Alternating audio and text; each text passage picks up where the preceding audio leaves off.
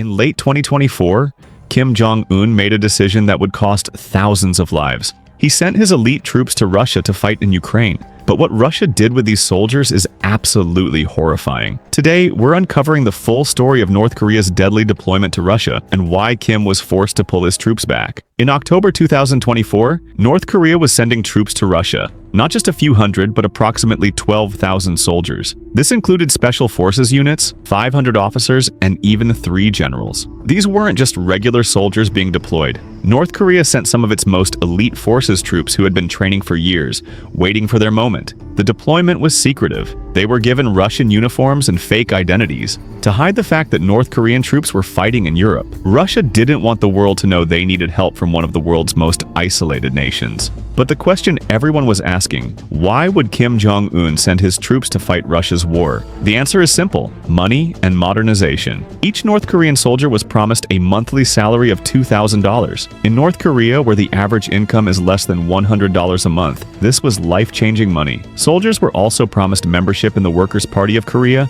a massive social advancement in North Korean society. But there was another reason. Kim wanted his military to gain real combat experience. North Korea hasn't fought a real war since the Korean War ended in 1953. This was an opportunity to test his troops in modern warfare. When North Korean troops arrived at the front lines, they were deployed to the Kursk region, one of the most dangerous and heavily contested areas of the war.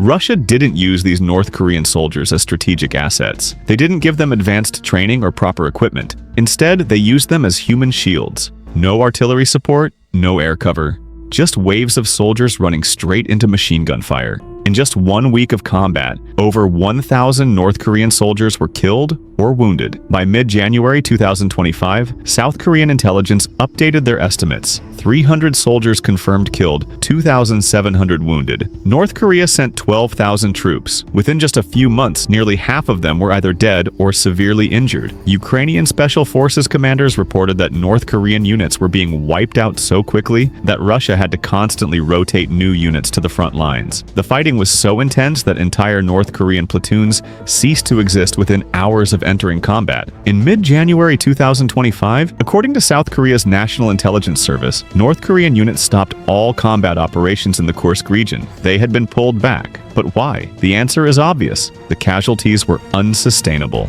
Losing potentially thousands of soldiers in just a few months was a disaster. These weren't just random conscripts. These were elite special forces soldiers who had trained for years. On December 13th, 2024, Jong Un appeared at a grand welcoming ceremony. He was there to greet the 528th Regiment of Engineers, a North Korean unit that had been deployed to Russia for 120 days. The propaganda was in full effect. Kim hugged soldiers. He was photographed embracing a wounded soldier in a wheelchair. He gave emotional speeches about sacrifice and heroism, and then he made an announcement that shocked everyone. Kim stated that during the entire deployment, only 9 soldiers had died. This wasn't just propaganda, this was a complete cover-up. Those 9 soldiers were declared heroes of the Democratic People's Republic of Korea. They were given state funerals. Their families received honors. But what about the thousands of other families, the ones whose sons never came home? Kim's ceremony was only for an engineering unit, soldiers who worked on construction and demining operations.